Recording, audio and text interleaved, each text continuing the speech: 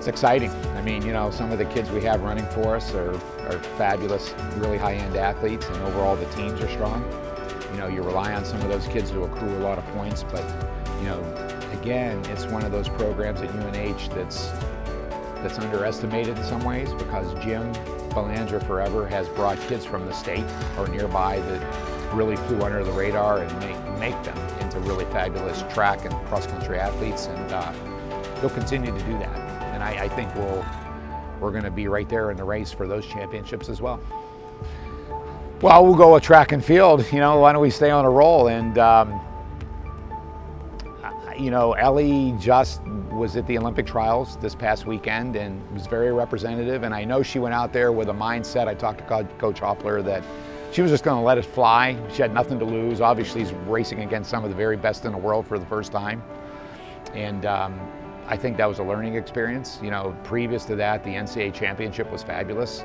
So I think she staged to take another jump. And I know Coach Hoppler feels that way about her, that, you know, she's incrementally getting better and better and better. So who knows what her potential is. I mean, it's just fabulous to watch. And she's such a great kid and a great student. And same with Rosie. I mean, you know, Rosie is, I don't know enough about Rosie's background to say she came out of nowhere, but she is another one of those New Hampshire track athletes that kind of flew under the radar, and she's just really blossomed into this fabulous athlete as she's come here. The rest of the kids, again, we're diverse, and we have a broad spectrum of different athletes that contribute in these meets. So we'll be very competitive indoor, and we're hosting the outdoor track championships here as well, which again, you would love to think in this facility it's going to be another home field advantage, if you would, for us, and I know the kids will be excited about competing here.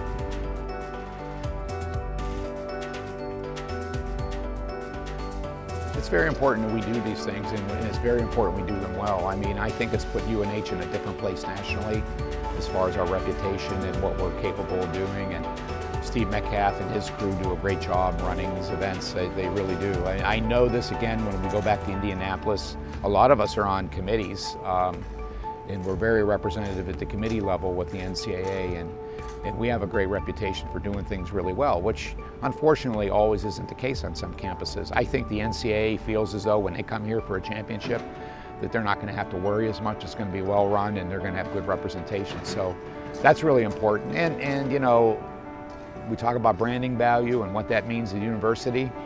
These are high-profile athletic events that are nationally publicized, and it's great to see that hosted at University of New Hampshire, or in the case of the Verizon Center down in Manchester.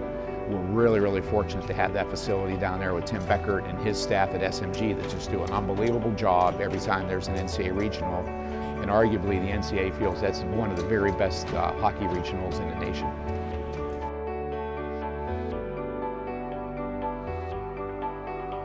Athletic directors love the Learfield Cup.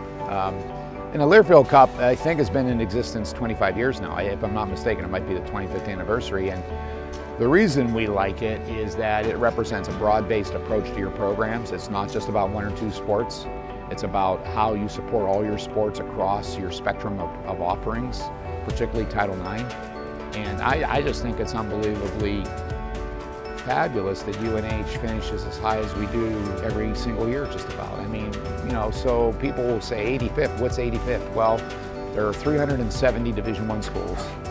You could argue that 340 of them are better resourced than University of New Hampshire, and for us to finish 85th, you'd have to look at those comparator groups. As you said, we finished first among America East, we finished second among Hockey East, finished third among the CAA, but most of all, out of the top 10 FCS programs, because we categorize ourselves as FCS given our football offering, we're the only public institution in the top 10. The only other schools ahead of us were Ivy League schools, which are very, very well resourced and have sometimes 35 and 40 programs that represent themselves across the spectrum. And then I think there was that little school in Philadelphia, Villanova, that had a major championship this year. And good for them. I love my colleagues at Villanova, and they had a great year. So they were ahead of us in the Learfield Cup rankings.